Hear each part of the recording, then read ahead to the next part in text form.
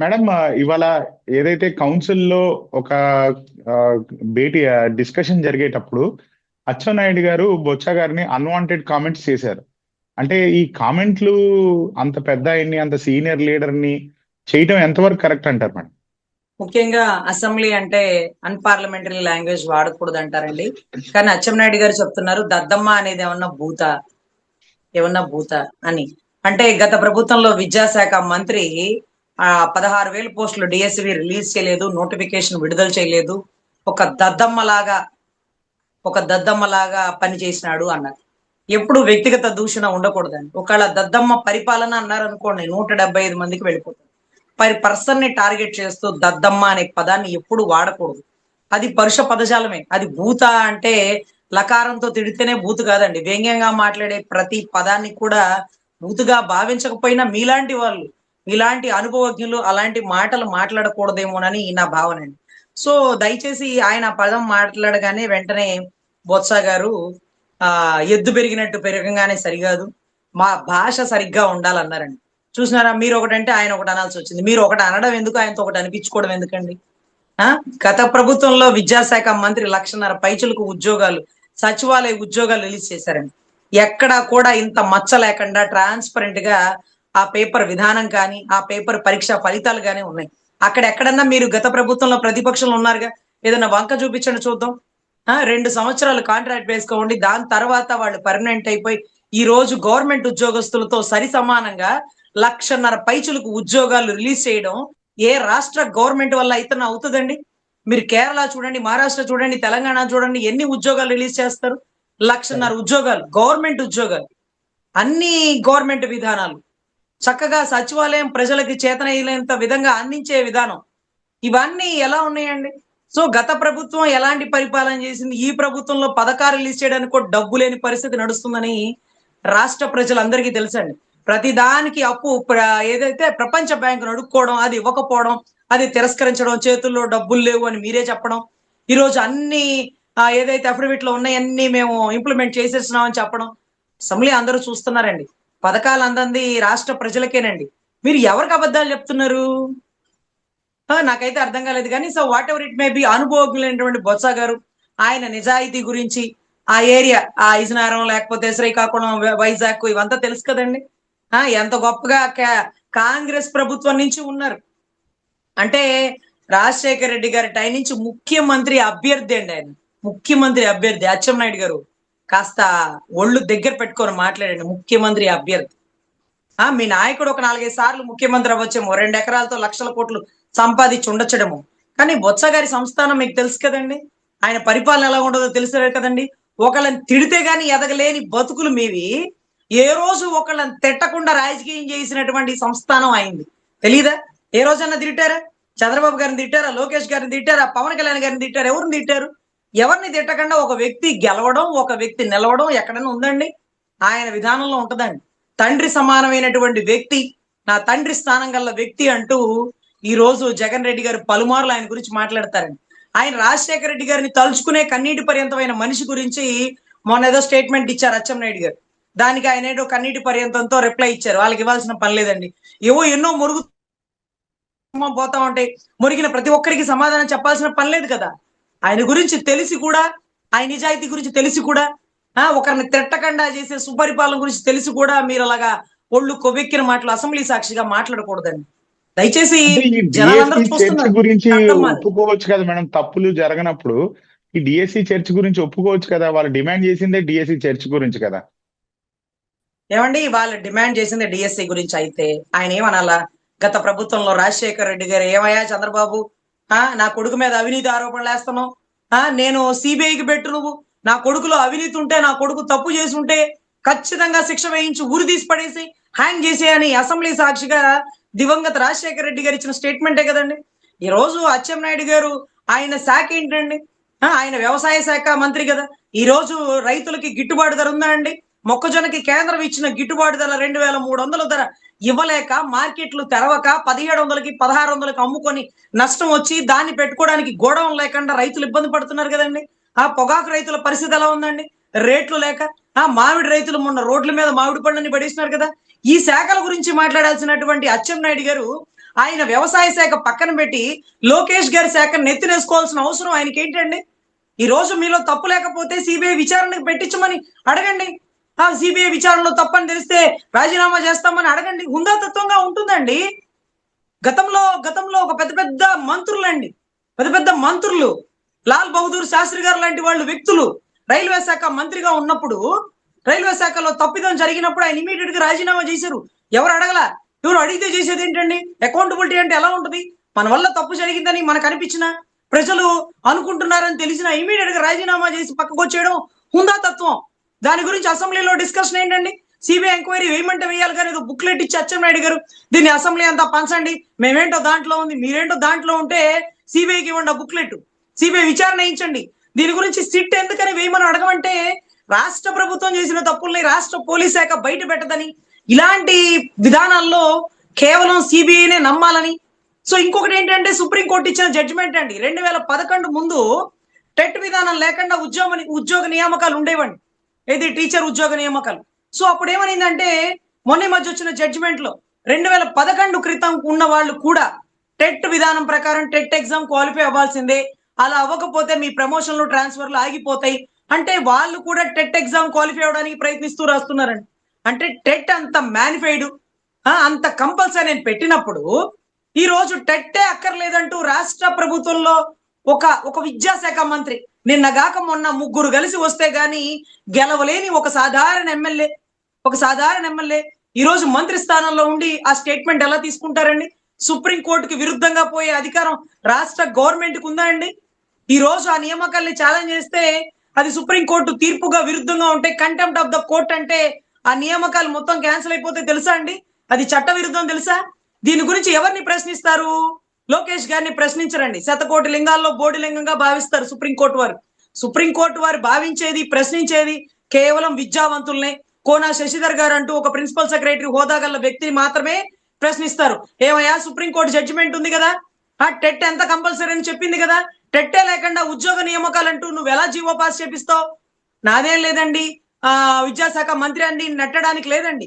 ఎందుకంటే చదువుకున్న విద్యావంతులు వీళ్ళ సలహా సూచనలు తీసుకున్నాకే ముఖ్యమంత్రి గాని మంత్రులు గాని ఆయా బిల్లుల్ని గాని ఆయా జీవోల్ని గాని పాస్ చేయాలి. సో తేడా పడిన రోజున వీళ్ళే ఇరుక్కుంటారు కానీ మంత్రులు ఎమ్మెల్యేలు రారండి. సో ఇటువంటి విధానాల్లో జీవో పాస్ చేసిన కోనా శశిధర్ గారు ట్రాన్స్ఫర్ అయిపోయి ఆయన ప్లేస్ లో ఇంకెవరో శ్యామలరావు గారు ఇంకెవరో వచ్చారటండి. సో ఖచ్చితంగా నిజాయితీ మీలో, మీ నాయకుడు గారి కొడుకులో నిజాయితీ ఉంటే అది మీరు నమ్మగలిగితే అచ్చెన్నాయుడు గారు సిబిఐకి పెట్టండి అని అడగాల్సింది పోయి బుక్లెట్ రిలీజ్ చేసాం దీంట్లో చూసుకోండి మా తప్పేమీ లేదు అంటూ ఉద్యోగాలు వచ్చిన వాళ్ళం కూడా రోడ్డు మీద తిప్పి ర్యాలీలు చేపిస్తున్నారు, ధర్నాలు చేపిస్తున్నారు. అది చట్ట విరుద్ధం. నాటకం ఆడిపిస్తుంది వైసీపీ అని చెప్తున్నారు కదా మేడం. ఏమండి, కేవలం వైసీపీ నాటకం ఆడిపిస్తుంది వీళ్ళందరితో డైవర్ట్ చేయడానికి పాలిటిక్స్ అని చెప్పి అంటున్నారు కదా. అంటే వైసీపీ చేసింది ఏదైనా తప్పే అంటే ఎట్లా అవుతుంది? 100% అండి. ఒకవేళ వీళ్ళు అలా అని భావిస్తే ఇమీడియట్ గా సిబిఐ విచారణ వేయించి ఒకవేళ అతనిలో నిజాయితీ ఉంటే కావాలని మా మీద బురద జల్లారంటూ వైసీపీ పార్టీ మీద కొన్ని వందల కోట్లు పరువు నష్టం వేయొచ్చండి. తప్పైతే ఆయన ఇరుక్కుంటాడు, తప్పు కాకపోతే వీళ్ళు పరువు నష్టం కడతారు. వాళ్ళకి అన్ని ఎవిడెంటరీగా ఉన్నాయి కాబట్టి ఒక్కొక్క ఉద్యోగాన్ని ఎన్ని లక్షలకు అమ్ముకున్నారో ఎవిడెంటరీగా రికార్డింగ్ కూడా ఉంది కాబట్టి వాళ్ళు దమ్ముగా ధైర్యంగా సిబిఐకి వేయమంటున్నారు. వీళ్ళలో తప్పు ఉంది కాబట్టి, వీళ్ళలో నీతి లేదు కాబట్టి భయపడుతూ భయంతో బుక్లెట్లు రిలీజ్ చేసాం, అక్కడ చూసుకోండి ఇక్కడ చూసుకోండి అంటూ భయపడిపోతున్నారు. ఇప్పుడు చూడండి, రేపు ప్రభుత్వాలు మారాకైనా దీన్ని కోర్టులో ఛాలెంజ్ చేస్తారు. ఇప్పుడు ఆల్రెడీ కేసులు నడుస్తున్నాయి. కొన్ని కేసులు కొట్టేసినా, కొన్ని కేసులు ఫోలో ఉన్నా ఇవన్నీ లెక్క ఉండదండి. సుప్రీంకోర్టుకి తీర్పుకు విరుద్ధంగా contempt of the supreme court అంటే ఎంత పెద్ద తప్పో తెలుసా అండి? దానికి శిక్ష ఎన్ని సంవత్సరాలు ఉంటుందో తెలుసా అండి? దానికి బాధితులుగా ఉండేవాళ్ళు ఎవరో తెలుసా? లెక్క ప్రకారం మేడం, మీరు చెప్పిన లెక్క ప్రకారం చూస్తే ఏదైతే మంత్రి ఉన్నాడో మంత్రికి ఏం శిక్ష పడదు కదా, ఐఏఎస్ ఆఫీసర్లకే కదా శిక్ష. 100% అండి. అందుకనే పాపం ఆ శశిధర్ గారు తప్పించుకొని శ్యామలరావు గారిని వేసినారు. కానీ ప్రజలు వేసే శిక్ష అది వేరే లెవెల్లో ఉంటది కదండి, వేరే లెవెల్లో ఉంటది కదా. సో ఒక కోర్టులు వేయాల్సి వస్తే ప్రిన్సిపల్ సెక్రటరీ వేస్తారు, ప్రజలు వేయాల్సి వస్తే ఓటుతో శిక్ష ఇలాంటి పనులా చేసేది. నిజాయితీ గల వాళ్ళు, చదువుకున్న వాళ్ళు, కష్టపడి పగలు రాత్రి పరిగెట్టి గోల్డ్ మెడల్ తెచ్చుకున్న వాళ్ళు అందరూ పేదవాళ్ళండి. ఆ ఉద్యోగం కోసే వెంపర్లాడుతున్నంత పేదవాళ్ళు, క్రీడా రంగంలో వాళ్ళ ఉనికిని చాటుకున్న విద్యావంతులు ఈ రోజు వాళ్ళ పరిస్థితి ఏంటండి?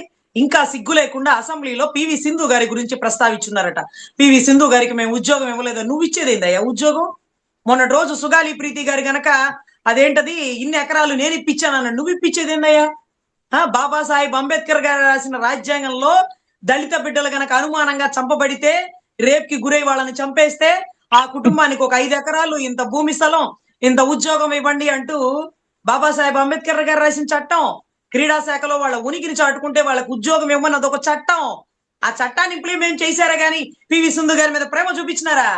గత గవర్నమెంట్ లో పివి సింధు గారికి వైజాగ్ లో ఒక కమర్షియల్ ఏరియాలో 5 ఎకరాల భూమి ఇచ్చినారు. 5 ఎకరాల భూమి ఇచ్చినారు. మంచి స్టేడియం కట్టుకోమ్మా, నీలాగా ఆడబిడ్డలు ఎంతో మందిని తయారు చేయండి. గత గవర్నమెంట్ ముఖ్యమంత్రి ఇచ్చినారు. ఆయన ఇచ్చిన 5 ఎకరాల భూమిలో మీరు భూమి పూజ చేస్తున్నారు. ఆల్రెడీ ఆ పిల్ల ఒకసారి భూమి పూజ చేసి టెంకాయ కొట్టుకుంది వాళ్ళ కుటుంబ సభ్యులతో. మీరు రాజకీయ నాయకుల మధ్యలో ఉండి క్రీడా శాఖకు సంబంధం లేని ఒక సాధారణ మంత్రి, ఆ వైజాగ్ నియోజకవర్గానికి కూడా సంబంధం లేని ఒక సాధారణ మంత్రి ఆ ఏందో గుంతలో దిగి టెంకాయ కొడుతున్నాడు. నీకేం పనయ్యా?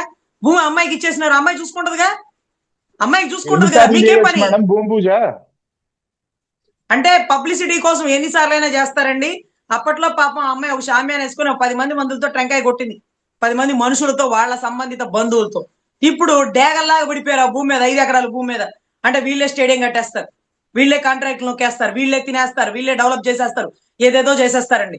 సో మొత్తానికి డేగల చేతిలో పడిపోయినటువంటి 5 ఎకరాల భూమి అని మనం చెప్పుకోవాలండి. ఆయన గవర్నమెంట్ లో ఉద్యోగం ఇచ్చాను పివి సింధుకి అంటే, పివి సింధు గారు ఏ మెడల్ కొట్టారో, ఏ దేశం మీద ఆవిడ పోటీ చేసినారో, ఎక్కడ గెలిచినారో, ఎక్కడ ఓడిపోయినారో అంతా ట్రాన్స్పరెంట్ గా తెలుసండి. కానీ మీరు నియామకాలు ఇచ్చిన 400 మంది సంబంధిత వివరాలు కూడా మీరు పేపర్లో, మీ ఈనాడు పేపర్లో, మీ ఆంధ్రభూమి పేపర్లో ప్రకటించండి. ఏ అసోసియేషన్ వారి సర్టిఫికేట్ మేరకి వాళ్ళకి ఆ ఉద్యోగం ఇచ్చారో పెట్టండి.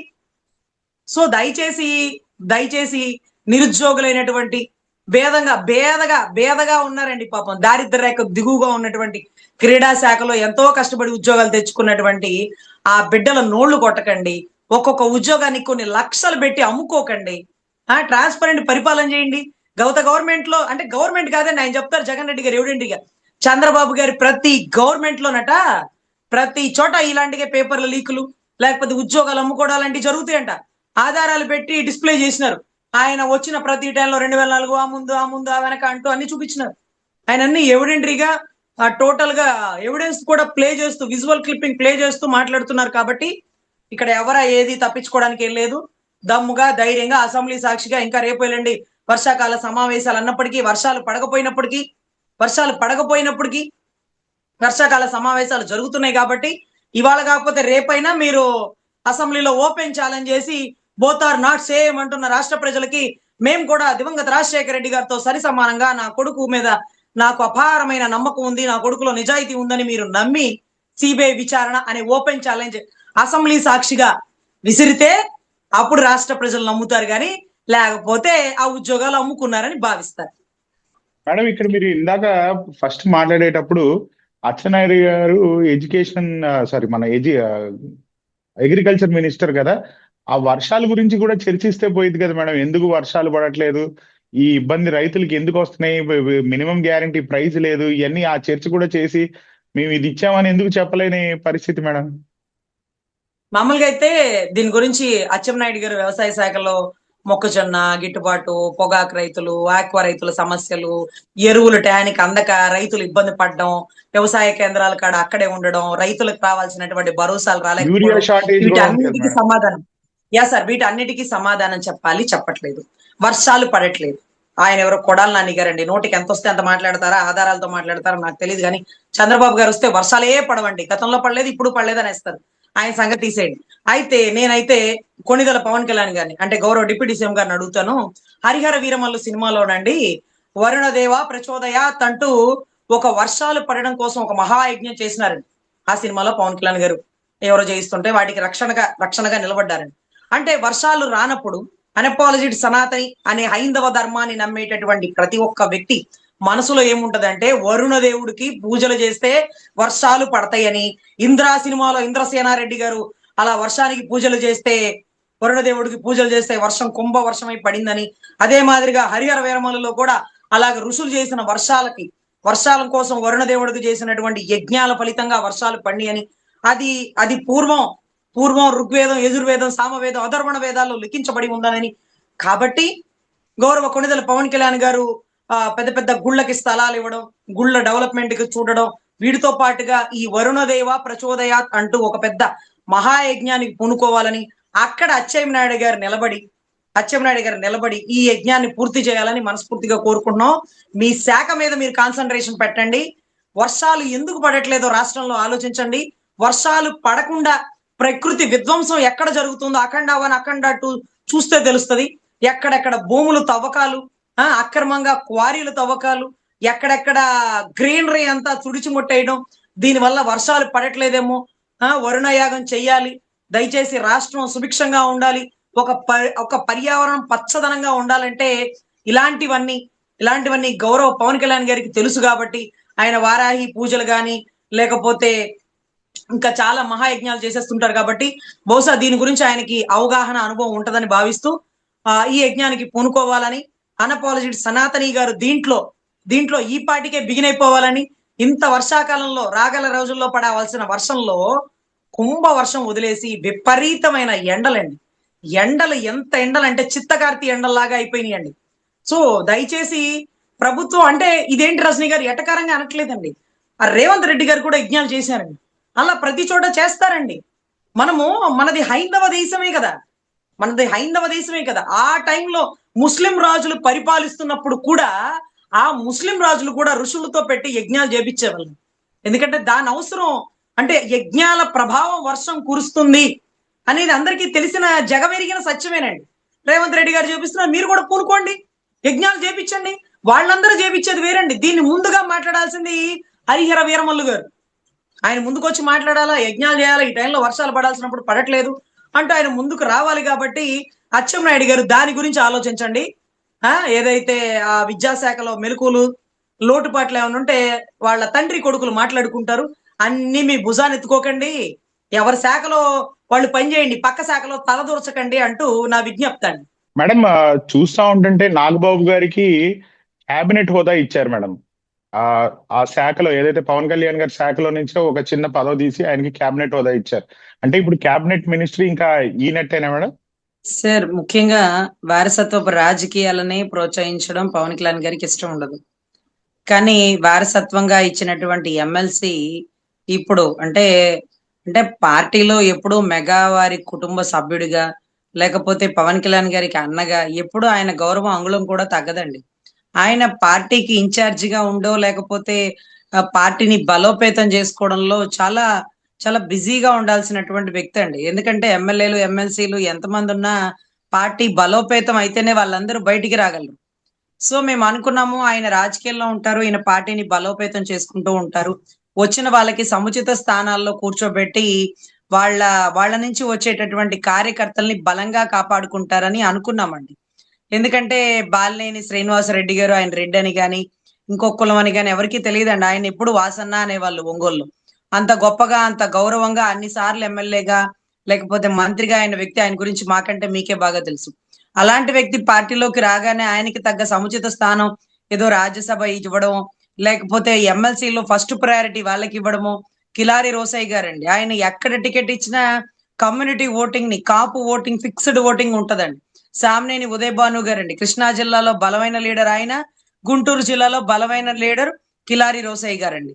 సో వాళ్ళు పార్టీలోకి వచ్చారంటేనే ఎంతో మంది ప్రజారాజ్యం నుంచి పనిచేసినటువంటి జనసైనికులకి ఊపిరి పీల్చుకున్నారండి. ఎందుకంటే పార్టీలో సమస్య అంటే ఎవరికి చెప్పాలండి? నాదెండ్ల మనోహర్ గారికి. సో అక్కడ నాదెండ్ల మనోహర్ గారికి సమస్య చెప్పడానికి బేసింగ్ ఆన్ ఒకటి, ఆయన ఎక్కడో తెనాలికి సంబంధించిన ఒక మినిస్టర్ గా ఉన్నారు, చాలా బిజీగా ఉంటారు, అపాయింట్మెంట్లు ఇచ్చే పరిస్థితి ఉండదు. ఇంకోటి ఏంటంటే తన మన అనేది ఉంటది కదండి, మనోడ్రా అనే ఫీలింగ్ తో ఎప్పుడు కిలారి రోసయ్య గారికి పొన్నూరు గాని గుంటూరు గాని మంచి గ్రిప్ ఉందండి. ఆయన పార్టీలోకి వచ్చినప్పుడు చాలా మంది సంతోషపడ్డారండి. మరి అలాంటి వ్యక్తులకి ఎమ్మెల్సీలు ఇవ్వకుండా వారసత్వ రాజకీయాల్ని పెంచి పోషించడం నాకు నచ్చదు అన్న వ్యక్తి స్వయాన వారి అన్నకి ఎమ్మెల్సీ ఇవ్వడమే అనవసరం అండి. ఆయన గౌరవం ఏమీ తగ్గదు. ఎమ్మెల్సీ ఇస్తే పెరగడం, ఎమ్మెల్సీ లేకపోతే తగ్గేదే ఉండదు కదా. సో వచ్చిన వాళ్ళకి గౌరవించుకోవాలి. మళ్ళీ ఇంకా కూడా ఆ గ్రీన్ కోక్ సంబంధించి ఏదో చైర్మన్ కూడా ఏదో ఇచ్చారు, క్యాబినెట్ ర్యాంక్ ఇచ్చారు. ఏమండి, ఒంగోలులో కొట్టుకుంటున్నారు. ఎవరు కొట్టుకుంటున్నారు? టీడీపీ కొట్టుకోవట్లేదండి. ఆ ఏదైతే జనసేన కొట్టుకుంటుందండి. రియాజ్ గారు పరుష పదజాలంతో బూతులు తిట్టేస్తున్నారండి. తిట్టిన వ్యక్తి ఎవరండి? ఎక్కడో ఎన్ఆర్ఐ ఎండకి చలికి వానకి ఉండి డబ్బులు పంపించి పార్టీని బలోపేతం చేసుకుంటూ ఎంతో మంది దగ్గర ఫండ్ కలెక్ట్ చేస్తూ పార్టీలో అజ్ఞాతంగా ఉంటూ ఏ పదవులు ఆశించినటువంటి నిజాయితీ పరులైన ఎన్ఆర్ఐ కార్యకర్తలండి. వాళ్ళ లీడర్ గా కూడా చెప్పుకోరు మేము కార్యకర్తలం అండి, ఆయన ఫాలోవర్లం అండి అని చెప్పుకుంటారు. సో అటువంటి వ్యక్తుల్ని ఈయన పరుష పదజాలంతో బూతులు. అతను ఏం చెప్పినాడు? అఫిడవిట్ లో ఏముందో అవి చూపించాడు. అఫిడవిట్ లో అది లేదా? అది మనమే కదా రాసింది. సో ఇది ఎలా ఉంటదంటే, నాకేమీ లేదంటావా, నేనేంటో నీకు తెలుసా అంటూ, నువ్వు రా ఇండియాకి రా చూపిస్తా, నేనేంటో చూపిస్తా, నరికేస్తా, పొడి చేస్తా, చంపేస్తా అనే పిచ్చి మాటలు ప్రభుత్వంలో ఉండి మనం మాట్లాడొచ్చా అండి?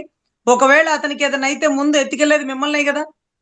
సో ఒక ప్రభుత్వంలో ఒక నెంబర్ 2 కేటగిరీలో ఉన్న వ్యక్తి పక్కన ఉండాల్సినటువంటి మీరు ఈ బూతులు. మీరు ఎవరిని తిడుతున్నారు? బాలినేని గారినా? అరే, ఒంగోలులో వైసీపీ ఈ మాత్రం వైసీపీ ఉన్న టైంలో కూడా జనసేన బలంగా ఉన్న, ఊపిరి పీల్చుకున్న, ఇబ్బంది లేకుండా ఉన్న, అంటే మిగతా జిల్లాల కంటే ఎక్కువ ఇబ్బందులు ఎప్పుడూ లేవండి. ఏదైనా ఒకళ్ళ కేసు ఏదైనా పెట్టినా వైసీపీ వాళ్ళు జనసేన వాళ్ళ మీద ఇమ్మీడియట్ గా పవన్ కళ్యాణ్ గారు వాసన్నకి ఫోన్ చేయగానే నేను చూసుకుంటలే కళ్యాణ్ బాబు అనేవాళ్ళు.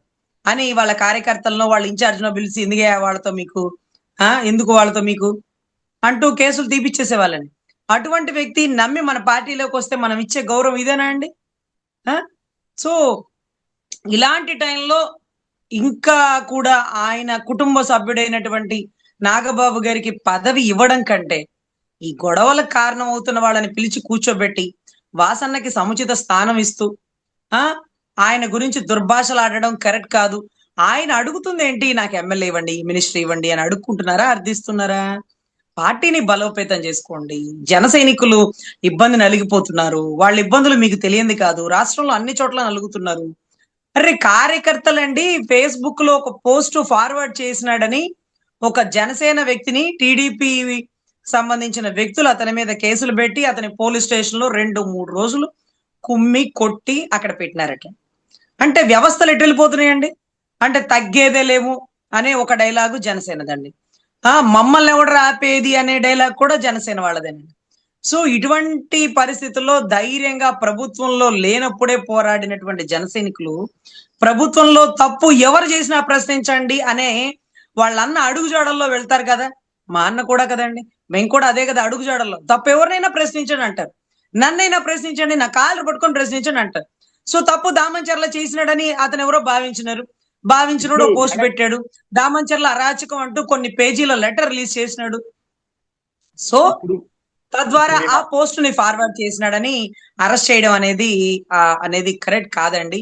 సో దయచేసి ఒళ్ళు దగ్గర పెట్టుకొని పరిపాలన చెయ్యాలా. వాళ్ళు లేనిదే గెలుపు లేదు, వాళ్ళు లేనిదే ఇళ్లలోంచి బయటికి రాలేదు. వాళ్ళు పంచాయతీ ఎన్నికలకు పోటీ చేశారు కానీ 1000 కోట్లకు అధిపతులు పంచలు కట్టుకొని తలుపులకి గేట్లు వేసుకొని లోపల టీవీల్లో చూసుకుంటున్నారు ఏం జరుగుతుందా, ఎవరిని కొట్టుకుంటున్నారా. అది మీ బలం. సో అటువంటి బలహీనతగా ఉన్న మీరు ఈ రోజు ప్రభుత్వం వచ్చింది కదా అని, బలం వచ్చింది కదా అని కొమ్ములు బయటకు తెచ్చారనుకోండి, మక్కలు ఎరగొడతారు జనసేన వాళ్ళు. మామూలుగా ఉండదండి. సో దయచేసి నాకు చాలా ఆశ్చర్యం వేసిందండి, పార్టీలోంచి బయటకు వెళ్ళిపోయిన మా జనసేన కార్యకర్త మీద ఫేస్బుక్ లో పోస్ట్ ఫార్వర్డ్ చేశారని కొడతారా? ఎంత బలుపురా మీకు, ఎంత కొవ్వురా మీకు. ఇదా మీ పోలీసుల అరాచకం? విఆర్ లో పెట్టి ఎస్పీ గారు విఆర్ లో పెట్టిన పోలీసుని దామచర్లు ఇమీడియట్ గా మళ్ళీ అదే పోలీసుని 3 రోజులు వేసేస్తే మీరు గౌరవం ఎస్పీ గారికి ఇచ్చే గౌరవం ఏంటండి? ఏ తప్పు చేసినాడో సస్పెండ్ చేస్తాడు, ఏ తప్పు చేస్తాడో విఆర్ చేస్తాడు, ఇమీడియట్ గా తెస్తారా? మీరు చెప్పినట్టే జరగాల. లాండ్ ఆర్డర్ మీరు పరిపాలిస్తున్నారా? చట్టాన్ని చేతిలో తీసుకునే అధికారం మీకు ఎక్కడది? ఇవాళ ఉంటావు, రేపు ఎమ్మెల్యేగా ఉండవు. ఆ పోలీసోడు 62 ఏళ్ళు యూనిఫామ్ లోనే ఉంటారు. ఏది చట్టమో ఏది చట్ట విరుద్ధమో అది వారికి తెలుసు.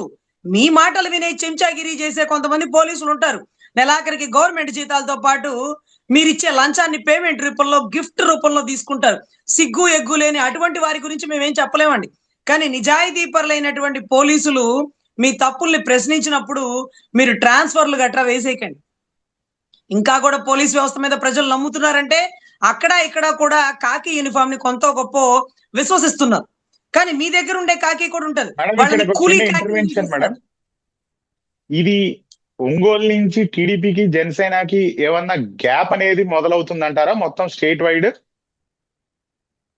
ఏమంటే అన్ని చోట్ల ఒక గ్యాప్ అనేది కనపడుతుందండి. అది ఎంతవరకు గ్యాప్ అంటారో నాకు తెలియదు, కానీ ఆయన అమరావతిలో కూడా నాదెండ్ల మనోహర్ గారు చాలా గొప్పగా ప్రెస్ మీట్లు పెట్టేసినారు ఆ స్టేజ్ మీద. అక్కడ కూడా పవన్ కళ్యాణ్ గారు రాలేకపోవడం, తర్వాత కేబినెట్ మీటింగ్లని పక్కన పడేయడం, రాగల పంచాయతీ ఎన్నికల్లో కూడా జనసేన వాళ్ళకి అవకాశం ఇవ్వకపోతే గౌరవ్ లోకేష్ గారు ఎవరిని అడిగి ఆ ప్రామిస్ ఓపెన్ చేసేసినారు.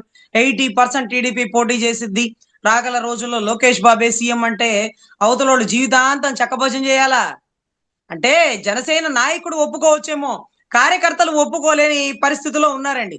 మరి నాయకుడు కమిట్మెంట్ ఎలా ఉంటుందో తెలియదు, కానీ 15 ఏళ్ళు ఆయనే సీఎం, నేను ఇక్కడే ఉంటా, ఆయన అక్కడే ఉండాలి, మీరు ఇట్లాగే పనిచేయాలంటే అవదండి, అవదు. దయచేసి ఆయనకి ఇచ్చే గౌరవం మేము ఎప్పుడు ఇస్తాం, కానీ ఆయన ఇంకొక వ్యక్తికి గౌరవం ఇవ్వండి అని పలుమార్లు మమ్మల్ని అడగడం, ఇంకొక వ్యక్తిని ముఖ్యమంత్రి చేయడానికి మమ్మల్ని పలుమార్లు పని చేయమని చెప్పడం, అది కడు దౌర్భాగ్యకరం అండి. సో దయచేసి స్థానిక ఎన్నికలలో చాలా పెద్ద పెద్ద కొట్లాటలు అయిపోయే అవకాశాలు ఉంటాయండి. ఎందుకంటే ఇక్కడ జనసేన తిరగబడుతుంది. బాలినేని వాసు గారు చెప్పినట్టుగా ఎన్నాళ్ళని మేము కప్పెట్టి కాపాడుకోవాలి కూటమి చేసే తప్పుల్ని? ప్రశ్నిస్తే తప్ప దామంచర్ల ఎవరి మీద పెత్తనం చేస్తాడు, ఎవరి మీద అరాచకం చేస్తాడు, ఎవరికి తెలియదు ఒంగోలు సంస్థానం? నేనున్నప్పుడు నోరెత్తి మాట్లాడలేని వాడు ఈ రోజు నేను ప్రభుత్వంలో ఉన్నా గాని, ప్రభుత్వంలో నెంబర్ 2లో ఉన్నా గాని నన్ను విమర్శిస్తూ నా పేరు చెప్పే వరకు ఏది బలవంతంగా కొట్టి అవతల వాళ్ళని ఇబ్బంది పెట్టి తప్పుడు కేసులు వేయిస్తున్నారండి. ఆ ప్రెస్ మీట్ లో వాసు గారు చెప్తారు, అతను తెల్లారుజామున 3 వరకు ప్యాకాట్ ఆడతాడని. ఈయన చెప్తాడు ఆయన తప్ప తాగి 3 వరకు అలాగే పడుకుంటాడు, లేకపోతే సెటిల్మెంట్లు చేస్తుంటాడని. అసలు వాసు గారు ప్యాకాట్ ఆడడం నా అలవాటు అంటారు, ఈయనేమో తాగడం నా అలవాటు అంటారు. అసలు ఏంటో అసలు ఇవన్నీ కూడా ఒక ప్రజా ప్రతినిధులు లైవ్ లో నాకుండే అలవాటు అయ్యా, ఏంటి దాంట్లో తప్పు అని ఒకళ్ళు తప్ప తాగుతున్నారు గంజాయి. పొత్తులో ఉన్న పార్టీలు ఇద్దరు ఎంత బహిరంగంగా కొట్టుకుంటాం తొలిసారేమో మేడం ఏపీలో.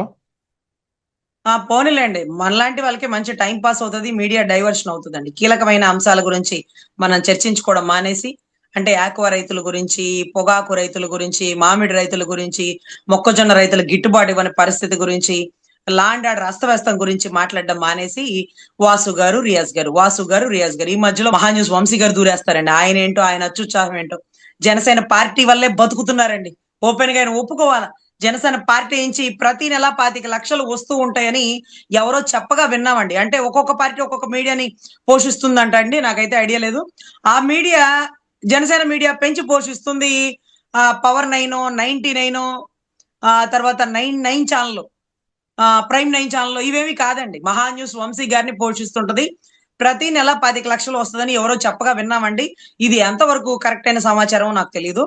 పాప నేను కూడా ఆయన పెద్దగా బ్లేమ్ చేయలేండి, కానీ ఆయన మాత్రం అచ్చుచాపడుతూ ఆ పార్టీలు నెత్తినేసుకుంటూ మరీ నేను పసుపు అన్నట్టుగా పనిచేస్తారండి. మిగతా TV5 ABN అంత ఇదిగా పనిచేయరండి. ఇతను మాత్రం, ఎందుకంటే నెలాఖరికి పేమెంట్ తీసుకుంటున్నప్పుడు చిత్తశుద్ధిగా పనిచేయాలన్నప్పుడు, మరి మా దగ్గర పేమెంట్ తీసుకున్నప్పుడు మా జనసేన కదా బలోపేతం చేయాలి. నువ్వు ఇంకా కూడా టీడీపీకి భజన చేస్తావేంటి? మీరు జనసేన బలోపేతం చేసుకోరా? రియాజ్ ఎంత గొప్పవాడు, ప్రజారాజ్యం నుంచి ఉన్నాడు. రియాజ్ ప్రజారాజ్యం నుంచి పనిచేసినాడు. బాలినేని గారి గెటప్, బాలినేని గారి ఆ కెపాసిటీ కూడా మీకు తెలుసు. మీరు ఈ రోజు అచ్చుచాపడుతూ బాలినేని గారి మీద బురద జల్లుదామని చూస్తే అది ఎంతవరకు కరెక్ట్? మీరు బాలినేని గారి మీద జల్లుతున్నారా, జనసేన పార్టీ మీద జల్లుతున్నారా? అంటే బాలినేని తీసుకునే జనసేన నాయకుడికి తెలియదా బాలినేని మంచివాడో చెడ్డవాడో? మీకు తెలుసా? మీరు తెలిస్తే మీరు పార్టీ పెట్టండి, పార్టీ నడపండి. ఎవరు మంచో ఎవరు చెడ్డో అధినాయకుడికి తెలీదా? సరే తీసుకున్నాడు, దాని గురించి దామంచర్ల చేసి స్టేట్మెంట్ ఇవ్వడం, ఇతనంట జగన్ నాయకుడా జనసేన నాయకుడా అంట స్టేట్మెంట్లు అని మహాన్యూస్ వంశీ గారి మీద స్వయంగా జనసేన నాయకులు చాలా మంది పోస్టులు పెట్టడం, కంప్లైంట్లు ఇవ్వడం కూడా జరుగుతుందండి. ఇప్పుడు అవతల వ్యక్తి మీద కోపం ఉంటే మేము అడుగుతాం, నువ్వెవరు అడగడానికి అనేది నడుస్తుందండి. సో ఇది కూడా పూర్తిగా మీడియా డైవర్షన్ అని అనుకుంటున్నా. నేనైతే మన బంగారమే మంచిది అయితే ఈ తిప్పలన్నీ ఎందుకు వస్తాయి? మహాన్యూస్ వంశీ గారికి నోరు ఎందుకు లెగుస్తుంది? రియాజ్ గారు బూతులు ఎందుకు మాట్లాడతారు? ఎల్లమ్మ పుల్లమ్మ పార్టీ మీద ఎందుకు పెత్తనం చేస్తారు? సో మన బంగారమే కరెక్ట్ గా లేదేమోనని నా భావన అండి. దయచేసి చిన్న చిన్న ఇబ్బందులు ఉంటే ఆ జనసేన నాయకుడు గాని నాయకులు గాని వచ్చి సర్ది చెప్పుకొని దీన్ని మీడియా దాకా రానికుండా చూసుకోవాలి. ప్రతి పార్టీలో ఇబ్బందులు ఉంటాయి, కానీ ఏ పార్టీలో బయటికి రావు. పాపం జనసేన పార్టీ చేసుకున్న పాపం ఏంటో, చిన్న తప్పు పెద్ద తప్పు మొత్తం బయటకు వచ్చి అలరయ్యి ఆఖరికి పార్టీని కేఏ పాల్ గారి పార్టీ లాగా చేసేసే పరిస్థితికి తీసుకొచ్చారు పచ్చ మీడియా టీడీపీ వాళ్ళని. దయచేసి ఈ తప్పులు ఏమైనా ఉంటే సరిదిద్దుకోవాలి. బాలినేని వాసు గారు మిమ్మల్ని నమ్మి పార్టీలోకి వచ్చారు. ఆయన ఎన్నో పదవులు అధిరోహించిన వ్యక్తి, పార్టీని బలోపేతం చేస్తున్నారు ప్రకాశం జిల్లాలో. ఆయనకి ఇక్కడ సపోర్ట్ మీరు ఇవ్వాలి. రియాజ్ గారు నోటికి ఎంత వస్తే ఎంత మాట్లాడుతున్నారు, ఆయన్ని కంట్రోల్ చేయించాలి. అవసరమైతే బాలినేని గారికి ఇంకొక పదవి ఇవ్వాలా, ఈ క్యాబినెట్ ర్యాంక్ ఆయనకి ఇవ్వచ్చు కదండి. నాగబాబు గారికి ఎందుకండి క్యాబినెట్ ర్యాంక్ ఆయనకి ఆల్రెడీ ఎమ్మెల్సీ ఇచ్చారు కదా. అరే ఇంత జరుగుతుందే, మనల్ని నమ్మి వచ్చినోడే మన వాళ్ళే బూతులు తిట్టించుకున్నాడే, ఆ పార్టీలో ఉన్నప్పుడు ఒక్కరు విమర్శించలేదే. అయ్యా బాలినేని రావయ్యా, ఇదిగో నీకు ఈ పదవి తీసుకో, క్యాబినెట్ ర్యాంకు, రేపు నుంచి సైరన్ కారులో వెళ్ళని చెప్పాలి కదండి. అసలు పార్టీని బలోపేతం చేసుకునే ఉద్దేశం పవన్ కళ్యాణ్ గారికి ఉందో లేదో మాకు అర్థం కావట్లా.